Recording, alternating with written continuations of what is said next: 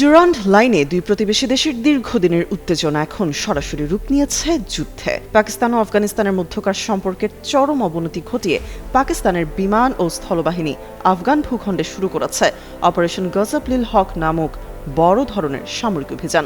আফগানিস্তানের বিরুদ্ধে সরাসরি যুদ্ধ ঘোষণা করেছে পাকিস্তান। পাক আফগান সীমান্তের ডুরান্ড লাইনে পাকিস্তানি সেনা চৌকিতে অতর্কিত হামলার পর এই যুদ্ধের দামামা বেজে ওঠে। পাকিস্তানের প্রতিরক্ষা মন্ত্রী খাজা মোহাম্মদ আসিফ সামাজিক যোগাযোগ মাধ্যম এক্সে সরাসরি যুদ্ধের ঘোষণা দিয়ে জানান, ধৈর্যের সীমা ছাড়িয়ে যাওয়ায় এখন কেবল যুদ্ধের মাধ্যমে এর ফয়সালা হবে।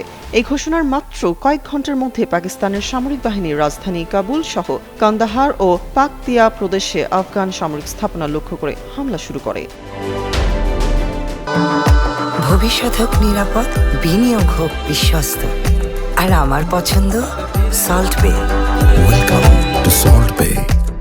পাকিস্তানের প্রধানমন্ত্রীর বিদেশি সংবাদ মাধ্যম বিষয়ক মুখপাত্র মোশাররফ জাইদির তথ্যমতে শুক্রবার ভোররাত থেকে শুরু হওয়া এই অভিযানে পাকিস্তান বিমান বাহিনী এবং স্থলবাহিনী সম্মিলিতভাবে অংশ নিয়েছে।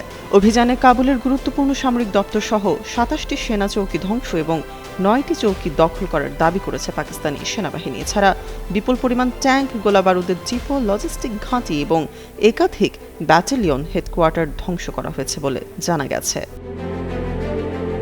এই সংঘাতের সূত্রপাত হয়েছিল গত শনিবার নানগারহার ও পাকতিয়া প্রদেশে পাকিস্তানের বিমান হামলার মাধ্যমে, যেখানে ৮০ জনেরও বেশি মানুষ নিহত হন। পাকিস্তানিকে টিটিপি জঙ্গিদের বিরুদ্ধে অভিযান দাবি করলেও আফগান সরকারকে বেসামরিক লোকালয়ে হামলা হিসেবে অভিহিত করে বদলা নেওয়ার হুঁশিয়ারি দিয়েছিল।